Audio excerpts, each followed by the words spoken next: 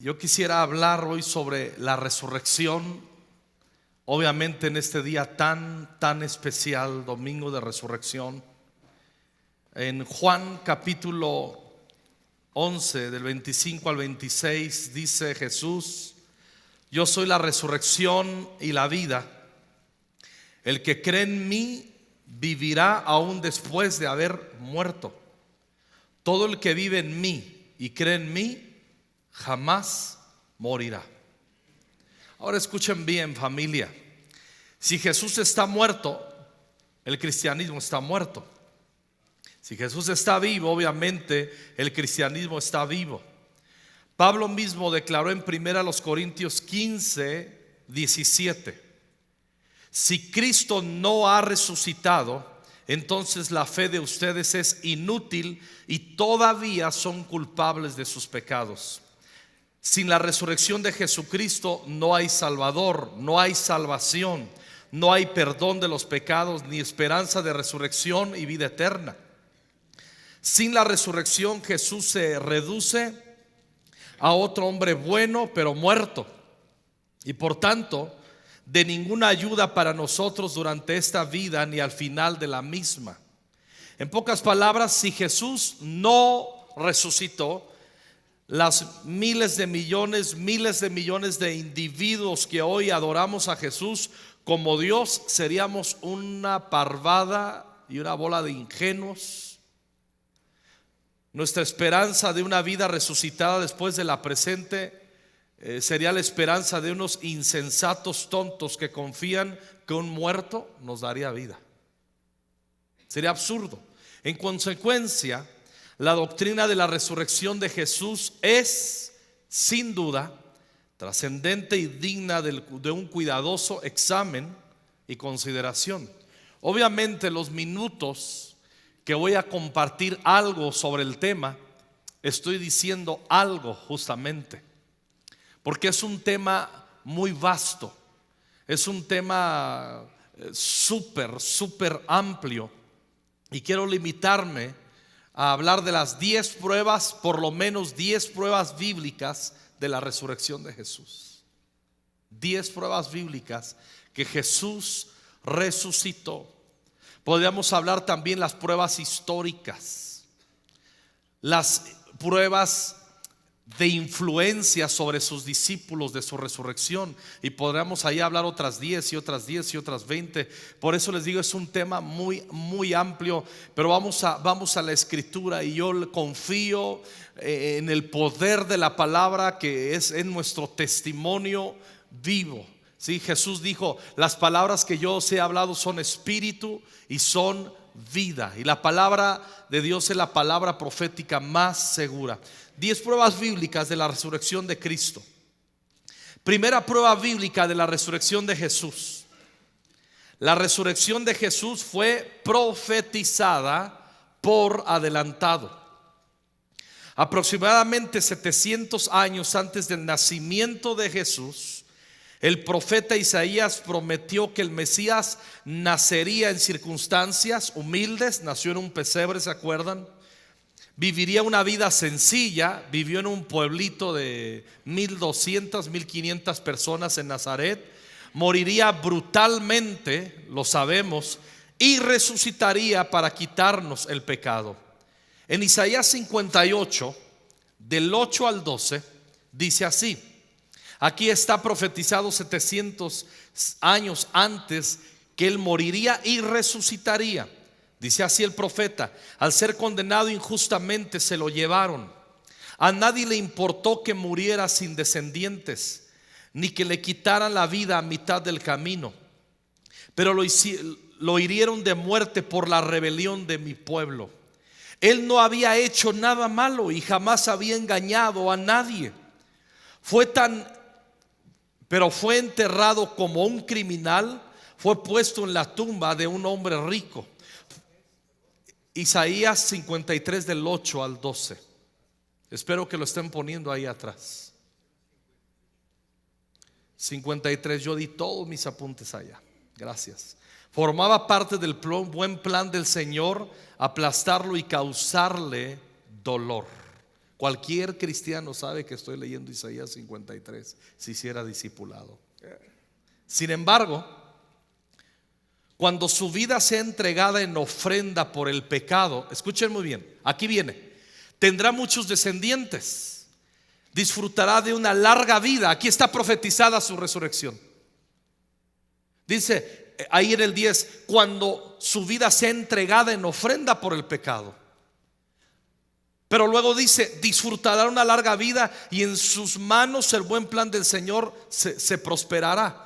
Pero después prosperará su plan no porque murió, sino porque murió y resucitó. Y ese plan prosperado es la iglesia, entre muchos, su reino, somos tú y yo. Amén.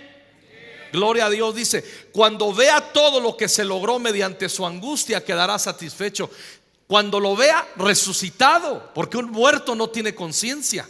Cuando vea que su sacrificio, dice, cuando vea todo lo que se logró mediante su angustia, quedará satisfecho. Tú y yo, nuestra consagración, nuestra entrega a Él es el fruto de su angustia. Cuando Cristo te ve a ti resucitado, consagrado, comprometido con su reino, con su nombre, adorándolo, se cumple Isaías 53:11. Él va a decir, aquí sí entra un wow, me están adorando, quedará satisfecho. Y a causa de lo que sufrió, mi siervo justo hará posible que muchos sean contados entre los justos, porque Él cargará con todos sus pecados de ellos. Yo le rendiré los honores, dice Dios, de un soldado victorioso, porque se expuso a la muerte, fue contado entre los rebeldes, cargó con los pecados de muchos e intercedió por sus transgresores. ¿Cuántos dan gloria a Dios? Damos gloria a Dios por Jesús que resucitó. Aleluya. Segunda prueba bíblica de la resurrección de Jesús.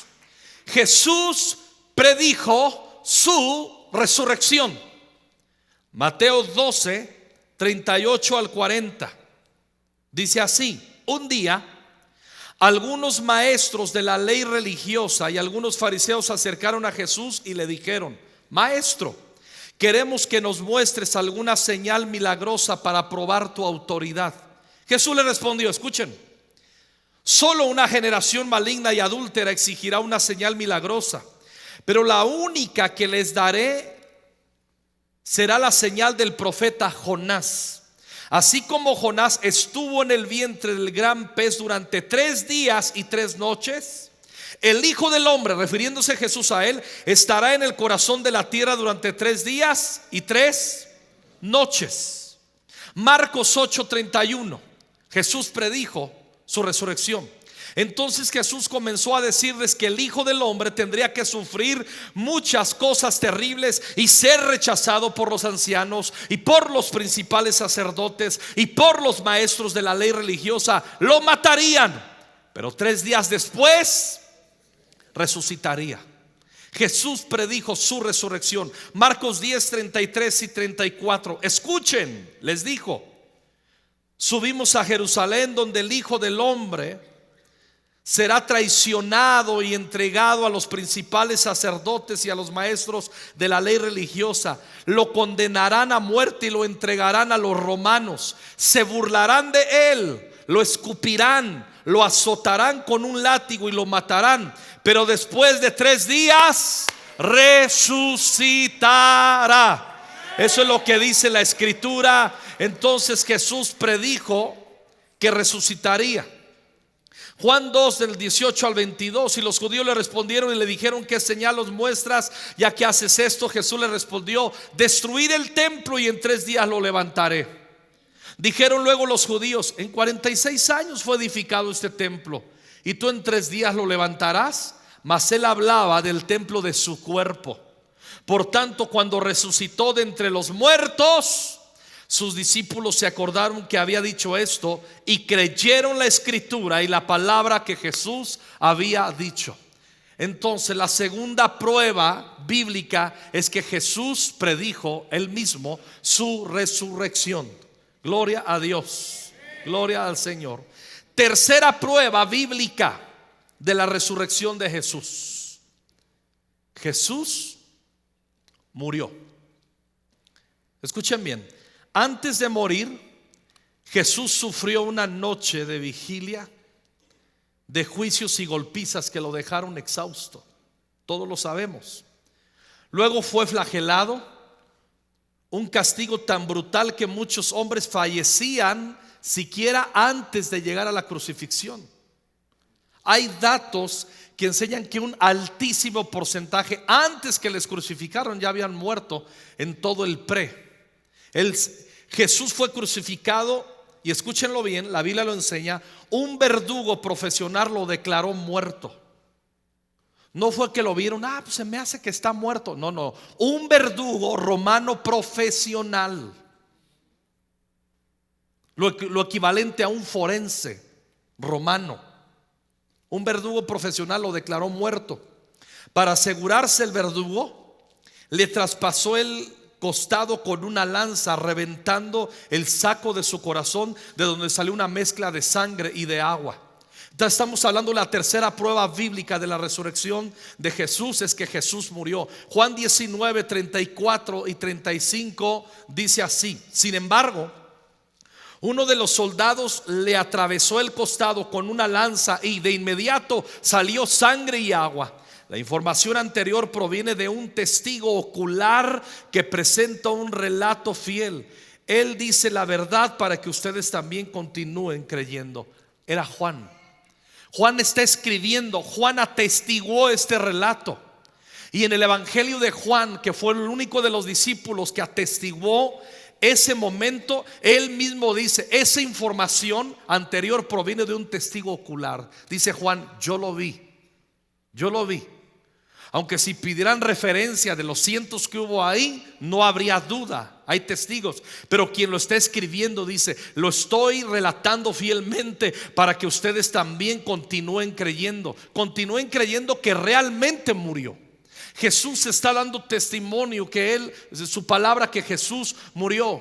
Ahora, el cadáver de Jesús fue envuelto en más de 45 kilos de sábanas y especias, las cuales lo habrían asfixiado si de alguna manera hubiera logrado sobrevivir a las golpizas, los azotes, la crucifixión y la perforación de su corazón, que ya de por sí, aunque hubiera sobrevivido de alguna manera a todo esto, ya hubiera sido en sí un milagro.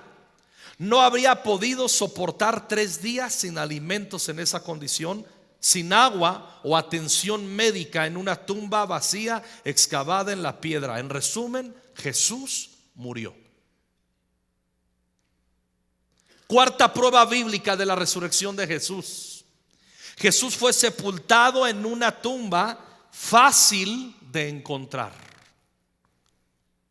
Para que no hubiera, no es que lo cambiaron el cuerpo y pusieron al doble, ¿me explico? No. Jesús fue puesto en una tumba fácil de encontrar. Isaías 53:9, que ya leímos: él no había hecho nada malo y jamás había engañado a nadie, pero fue enterrado como un criminal.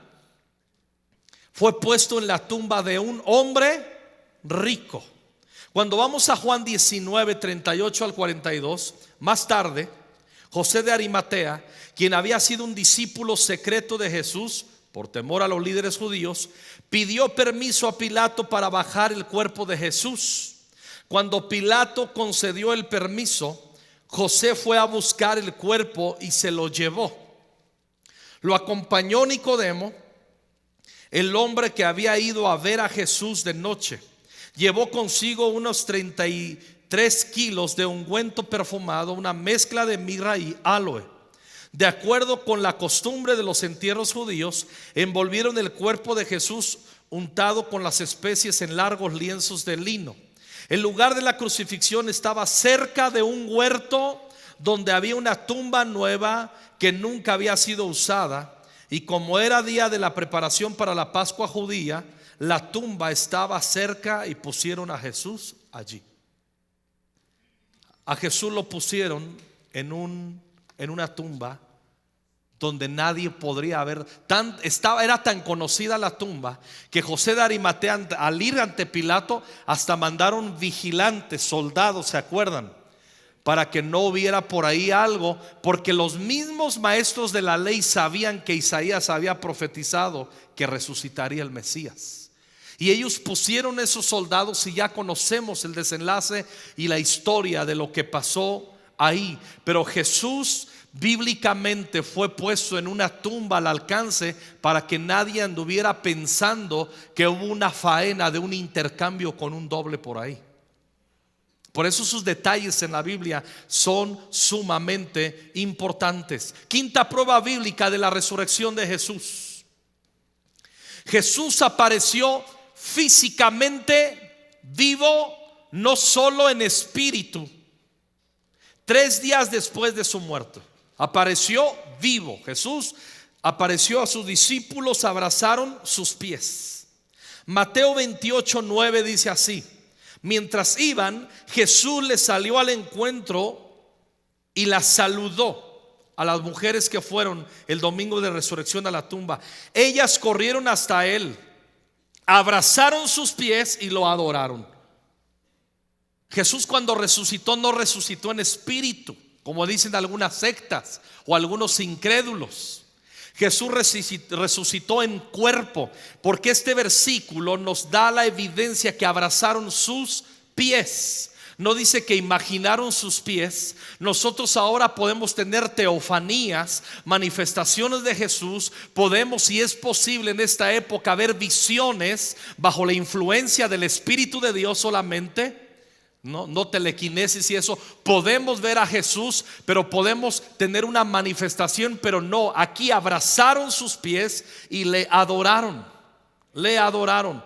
María Magdalena conversó, lo reconoció e intentó tocarlo. Juan 20 del 15 al 20. Apreciada mujer, ¿por qué lloras?, le preguntó Jesús. ¿A quién buscas? Ella pensó que era el jardinero y le dijo: Señor, si usted se lo ha llevado, dígame dónde lo puso y yo iré a buscarlo. María, dijo Jesús. Ella giró hacia él y exclamó: Raboni, que en hebreo significa maestro. No te aferres a mí, le dijo Jesús, dando a entender Jesús: tengo un cuerpo, pero no me toques, dice otra versión, porque todavía no he subido al Padre. Pero ve a buscar a mis hermanos y diles: voy a subir a mi Padre y el Padre de ustedes, a mi Dios y el Dios de ustedes. Jesús se presentó ante los 10 en Jerusalén en cuerpo. Juan 20, 19 y 20. Ese domingo, al atardecer, los discípulos estaban reunidos con las puertas bien cerradas porque tenían miedo de los líderes judíos. De pronto Jesús estaba de pie en medio de ellos. La paz sea con ustedes. Mientras hablaba, les mostró las heridas de sus manos y su costado. Ellos se llenaron de alegría cuando vieron a Jesús. No estaba en espíritu, resucitó en cuerpo. Dice, estaba en pie en medio de ellos y les mostró heridas y sus manos. Se presentó ante Tomás también ahí en Juan 20 del 26 al 29. 8 días después los discípulos estaban juntos de nuevo, y esta vez Tomás se encontraba con ellos. Las puertas estaban bien cerradas, pero de pronto, igual que antes, Jesús estaba de pie en medio de ellos y dijo: la paz sea con ustedes. Entonces le dijo a Tomás: pon tu dedo aquí y mira mis manos, mete tu mano en mi herida de mi costado y no seas incrédulo, cree. Mi Señor y mi Dios, exclamó Tomás. Entonces Jesús le dijo: tú crees porque me has visto y obviamente tocado. Benditos, ahí habla de ti y de mí, los que creen sin verme. Jesús nos dijo: benditos aquellos que creemos que Jesús está resucitado sin haberle visto, como dice el apóstol, al que amáis sin haberle visto. Pero lo sabemos porque creemos por la fe y experimentamos en nuestro espíritu, su presencia. Amén. Estamos hablando de esta evidencia de que Jesús se manifestó resucitado en cuerpo. Jesús fue enfático. En Lucas 24 del 36 al 43 fue enfático acerca de su resurrección en cuerpo e hizo todo lo posible para demostrarla. Entonces, justo mientras contaban la historia, De pronto Jesús mismo apareció de pie en medio de ellos. La paz sea con ustedes, les dijo. Pero todos quedaron asustados y temerosos. Pensaban que veían un fantasma, y era la tercera vez que se les aparecía, y pensaban que era un fantasma. ¿Por qué están asustados?, les preguntó. ¿Por qué tienen el corazón lleno de dudas? No solamente dudó Tomás, también dudaron algunos otros. Ya después de haberle visto, estaban peor estos. Miren mis manos, les dice Jesús, miren mis pies. Pueden ver que de veras soy yo. Y miren lo que les dijo Jesús: tóquenme y asegúrense de que no soy un fantasma. Jesús mismo quiso dejar bien en claro que Él resucitó en cuerpo. Pues los fantasmas no tienen cuerpo como ven que yo tengo. Eso lo dijo Jesús. Mientras hablaba, Él les mostró sus manos y sus pies. Aún así ellos seguían. Espíritu de incredulidad, te reprendo de mi vida y de las mentes de los corazones en el nombre de Jesús. Miren, seguían sin creer, llenos de alegría y asombro. Entonces les preguntó: ¿tienen algo para comer? Le dieron un pedazo de pescado asado y Él lo comió mientras ellos miraban, así como diciendo: estos vatos. Y se comió un pescado, para decirles: estoy en cuerpo. Esa es otra. Jesús se apareció físicamente durante el transcurso de 40 días. Dice Hechos 1:3: durante los 40 días después de que sufrió y murió, Cristo se apareció varias veces a los apóstoles y les demostró con muchas pruebas convincentes que Él realmente estaba vivo, y les habló del reino de Dios. Jesús se apareció a multitudes, hasta 500 personas a la vez. Primera de los Corintios 15:6, el apóstol Pablo dice: más tarde lo vieron más de 500 de sus seguidores a la vez, la mayoría de los cuales todavía viven, aunque algunos ya han muerto. Luego lo vio Santiago y después lo vieron todos los apóstoles. Por último, como si hubiera nacido en un tiempo que no me correspondía, también lo vi yo. El apóstol Pablo está atestiguando. Ahora, sexta prueba bíblica de la resurrección de Jesús. Aquí viene. El cuerpo resucitado de Jesús era el mismo que Él tenía antes de la resurrección. Sus discípulos lo reconocieron como la misma persona que había sido crucificada. No dijeron: no, este no es. No, este no es como el que las trampas que hacen ahí. No, este fue el que mató a Colosio. Este no se parece. Sí, no es. No. Los discípulos bíblicamente demuestra que reconocieron el cuerpo resucitado, que el cuerpo resucitado de Jesús era el mismo que Él tenía antes de la resurrección. Lucas 24:31. De pronto se les abrieron los ojos y ¿qué dice? Los caminantes de Emaús, y lo reconocieron, y en el instante Jesús desapareció. Juan 21 del 12 al 14. Ahora acérquense y desayunen, dijo Jesús. Ninguno de los discípulos se atrevió a preguntarle: ¿quién eres? Todos sabían que era el Señor. Entonces Jesús les sirvió pan y el pescado. Esta fue la tercera vez que apareció a sus discípulos después de haber resucitado de los muertos. Ese pasaje yo lo amo. Ahora que fuimos en Israel, yo estuve en ese lugar donde Jesús hizo esto con sus discípulos. Yo dije: aquí estuvo Jesús, aquí se apareció, aquí les sirvió pan y pescado, aquí estuvo con ellos. Otra prueba que le reconocieron que el cuerpo que resucitó era el mismo que crucificaron. María Magdalena lo reconoció por el sonido de su voz. María, dijo Jesús en Juan 20:16. Ella giró hacia él y exclamó: Raboni, que en hebreo es maestro. María al principio no, pero cuando le habló lo reconoció por el sonido de su voz. Le dijo Raboni, que quiere decir maestro. Aunque el cuerpo resucitado de Jesús era el mismo, escuchen bien, lo reconocieron sus discípulos, pero estaba transformado. Por eso les costaba reconocerlo, era un cuerpo glorificado. Juan 20, 14 al 15 dice: dio la vuelta para irse y vio a alguien que estaba de pie ahí. Era Jesús, pero ella no lo reconoció. Apreciada mujer, ¿por qué llora?, le preguntó Jesús. ¿A quién buscas? Ella pensó que era el jardinero y le dijo: Señor, si usted lo ha llevado, dígame dónde lo puso y yo iré a buscarlo. Juan 21, 4. Al amanecer Jesús apareció en la playa, pero los discípulos no podían ver quién era. Les preguntó: amigos, ¿pescaron algo? No, contestaron ellos. O sea, tardaron en reconocerlo, pero lo constataron, porque era un cuerpo glorificado. Lucas 24, 36. Entonces, justo mientras contaban la historia, de pronto Jesús mismo apareció de pie en medio de ellos. La paz sea con ustedes, les dijo. En su cuerpo transformado, entonces Jesús parecía aparecer y reaparecer misteriosamente. Eso es la facultad de un cuerpo glorificado, que un día tuyo, cuando resucitemos nuevamente, porque Cristo resucitó y Él es la primicia de la resurrección, dice la Biblia. Si Él es la primicia, nosotros estamos incluidos, los que vamos a morir físicamente, pero un día seremos resucitados. Y vamos a resucitar con un cuerpo glorificado también aquí. Jesús aquí parecía aparecer y reaparecer misteriosamente. Juan 20, 19.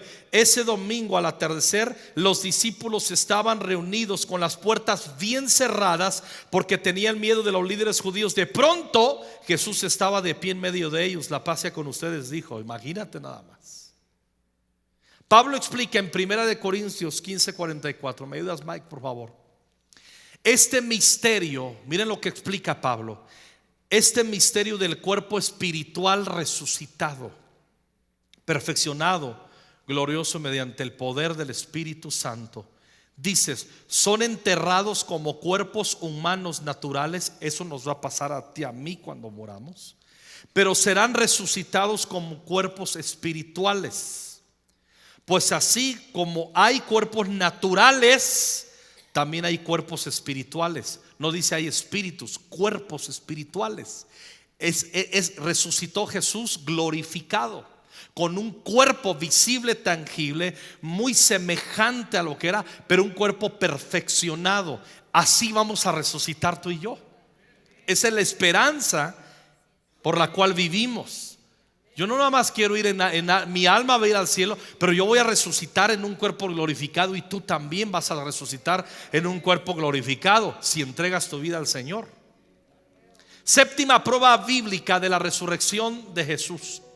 La resurrección de Jesús fue registrada en las Escrituras poco después de haber ocurrido. No esperaron un montón de tiempo, poco después.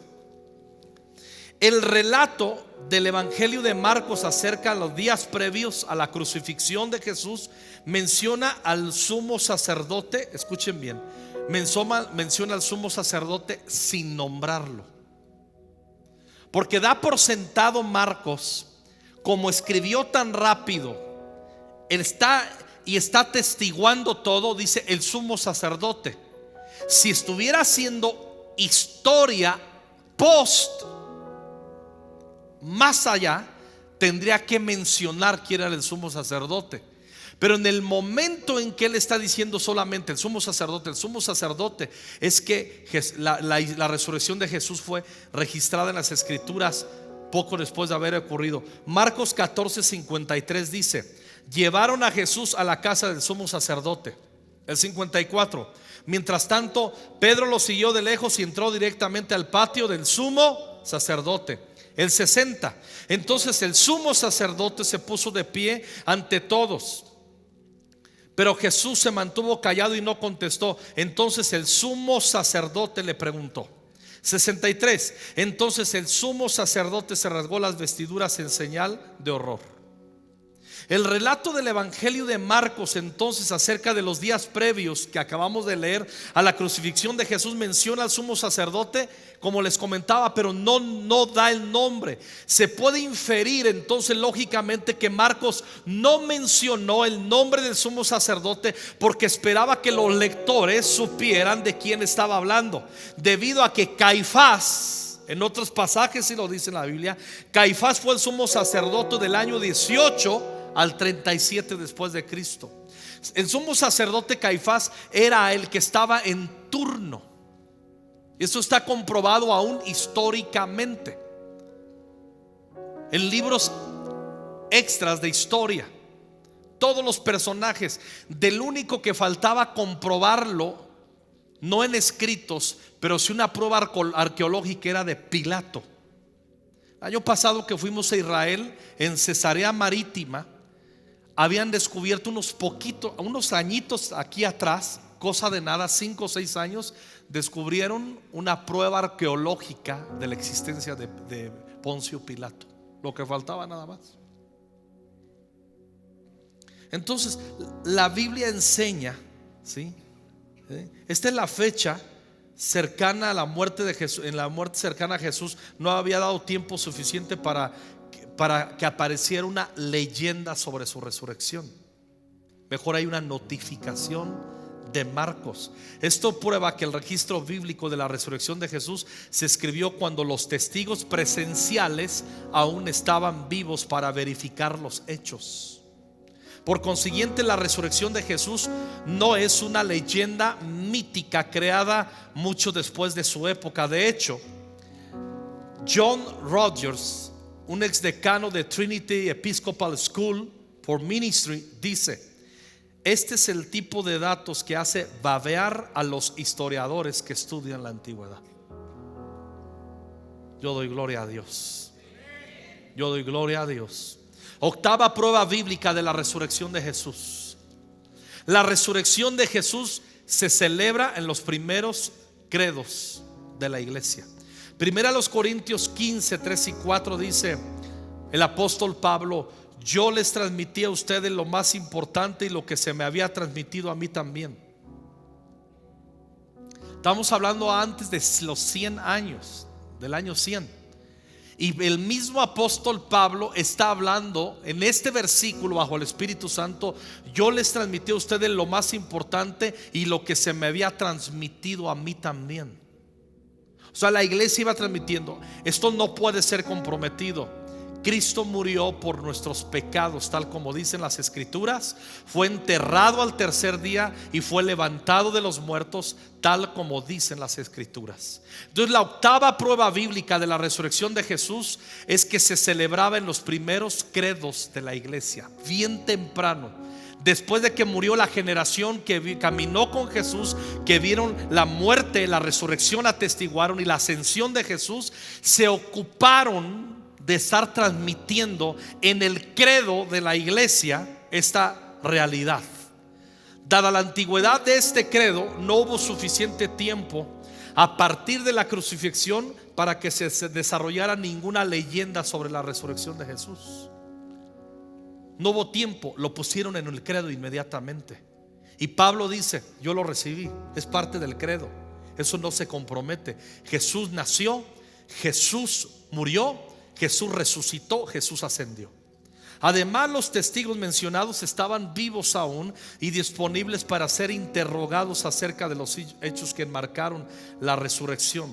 Novena prueba bíblica de la resurrección de Jesús. La resurrección de Jesús convenció a su familia de adorarlo como Dios. Eso es otra prueba bíblica. Santiago, el medio hermano de Jesús, se oponía, escuchen bien, inicialmente a las afirmaciones de la deidad de su hermano. Mismo Santiago en Juan 7:5 no creía que Jesús, su hermano, era Dios, pues ni siquiera sus hermanos creían en él. Santiago no creía que Jesús era Dios. Con todos los milagros que veía, no creía. Dice: ay, mi carnal. Aunque lo vio perfecto y sin pecar y vivió con él, no creía en él. Pero ¿qué pasó?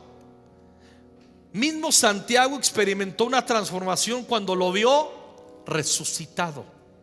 Primera los Corintios 15:6 que ya leímos. Más tarde lo vieron más de 500 de sus seguidores a la vez, la mayoría de los cuales todavía viven, aunque algunos ya han muerto. Dice Santiago, dicen, me equivoqué ahí en el versículo, ¿sí? Pero es el siguiente versículo de Corintios, que es el 15:7. Si lo pueden poner, el 15:7. Bueno, usted lo está notando y ya lo leímos antes, lo corregiré, ¿sí? Pero el 15:7 sí dice, lo dice. Y dice Santiago, escuchen muy bien, que no creía en él luego de la resurrección, que él atestiguó que su hermano resucitó, se hizo pastor de la iglesia de Jerusalén y escribió la epístola neotestamentaria que lleva su nombre, del apóstol Santiago, que veremos en TCD. Y miren cómo comienza Santiago 1:1. Es increíble. Yo, Santiago, esclavo de Dios y del Señor Jesucristo. No dice de mi carnal, no dice de mi carnal, no dice de mi hermano Jesús. Dice esclavo de Dios y esclavo del Señor Jesucristo. Santiago reconoció a su propio hermano luego de la resurrección como Señor y Salvador de su vida. Aleluya. Santiago, que un día no creía, participó activamente en la formación de la iglesia primitiva, la cual sufría y moría por proclamar a todos que Jesús era el único Dios verdadero. En Hechos 12:17 lo comprueba. Pedro les hizo señas una vez que salió de la cárcel para que se callaran y les contó cómo el Señor lo había sacado de la cárcel. Díganles a quién. A Santiago y a los demás hermanos lo que pasó, dijo, y después se fue a otro lugar. No estaba Santiago ahí cuando sucedió el milagro que Pedro salió de la cárcel. Llega, y cuando llega ahí con los que estaban orando, ¿se acuerdan que Rode, la chica, abre, dice es Pedro, y le cierra, y ya luego ábreme, chamaca? Entra Pedro y le dice el milagro. No estaba Santiago ahí, que era el pastor de la iglesia de Jerusalén, y dice díganle a Santiago. Y este versículo comprueba que Santiago se hizo un siervo de Dios, esclavo de Dios y siervo del Señor Jesucristo. A pesar de que era su hermano, tenía tanto fuego por la resurrección, le conoció como Dios. No es que le hizo el paro solidario a su carnal, lo reconoció como Señor. El fuego de Dios entró en Santiago porque le vio resucitado. Imagínate el impacto de ver a su hermano resucitado. Y él participó y fue pastor. En Hechos 15 del 12 al 21, Santiago está encabezando el concilio de la iglesia de Jerusalén, donde estaban Pablo y Bernabé, y él estaba encabezando el concilio de Jerusalén. En Hechos 21:18, al día siguiente Pablo fue con nosotros para encontrarnos con Santiago, y todos los ancianos de la iglesia de Jerusalén estaban presentes. Santiago era un pastor que no le importó entregar su vida. De hecho, históricamente en Santiago de Compostela, en España, dicen que ahí están los restos. No está comprobado, es más una fábula, una leyenda, no está verazmente, pero lo que sí se sabe es que fue un mártir. Todos los apóstoles terminaron, escuche bien, terminó siendo un mártir por su propio hermano, por la fe en Cristo, no por su hermano. No murió por su hermano, murió por su Salvador. Gálatas 2:9. De hecho, Santiago, Pedro y Juan, quienes eran considerados pilares de la iglesia, reconocieron el don que Dios me había dado y nos aceptaron a Bernabé y a mí como sus colegas. Nos animaron a seguir predicando a los gentiles mientras ellos continuaban su tarea con los judíos. Otra vez aparece Santiago, el hermano de Jesús. Era el mero pastor, el apóstol principal de la iglesia de Jerusalén. Aleluya.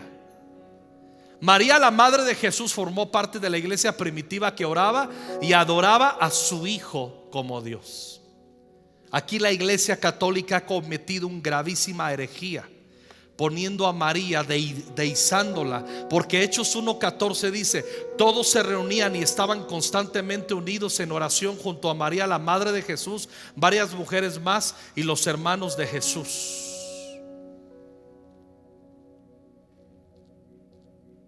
María reconoció a Jesús. En el cántico, en el Magnificat de María, en Lucas, encuentra, dice: mi alma se regocija en mi Salvador.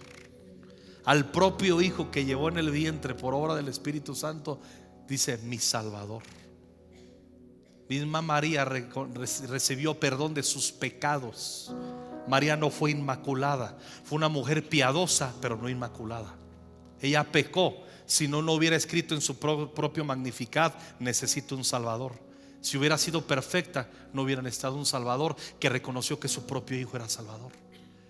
Y luego de la resurrección, ahí está María orando en el aposento alto, aleluya. Judas, el otro hermano de Jesús, no el que se ahorcó obviamente, el otro Judas, quien escribió el libro del Nuevo Testamento con su nombre, esa paginita antes de Apocalipsis, unos cuantos versículos, comienza Judas 1. Bueno, es nada más Judas 1:1. Dice: yo, Judas, esclavo de ¿quién?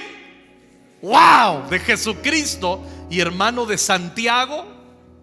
Aquí marca la diferencia. Santiago es mi carnal, es el pastor, y trabajamos juntos para la obra. Lo respeto, es el pastor, es mi carnal. Pero Jesús es mi Salvador, soy esclavo de Él.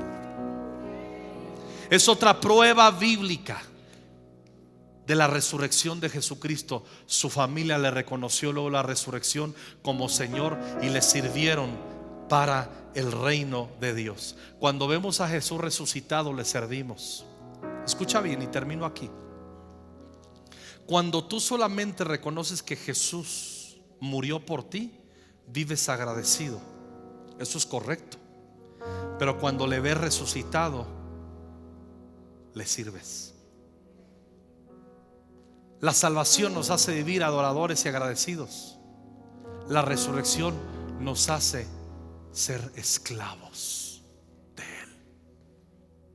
La obediencia es el fruto de entender la resurrección. La gratitud viene por la salvación de la cruz, muy bien. Pero servir, por ejemplo, porque hay muchos que yo voy a la iglesia y está bien bonita la iglesia. Yo he tenido hermanos que dicen: pastor, está bien bonita su iglesia. Su iglesia, la madre que te parió. Su iglesia, su iglesia. Somos la iglesia, no es mi iglesia. Y tú eres parte de eso. Pero como no trabajas para el Señor, porque no has creído en Cristo resucitado, solo has creído que Cristo murió por ti, pero no se te ha revelado la resurrección de Cristo. Cuando se te revela la resurrección de Cristo, te vuelves como sus hermanos, esclavos de Jesucristo.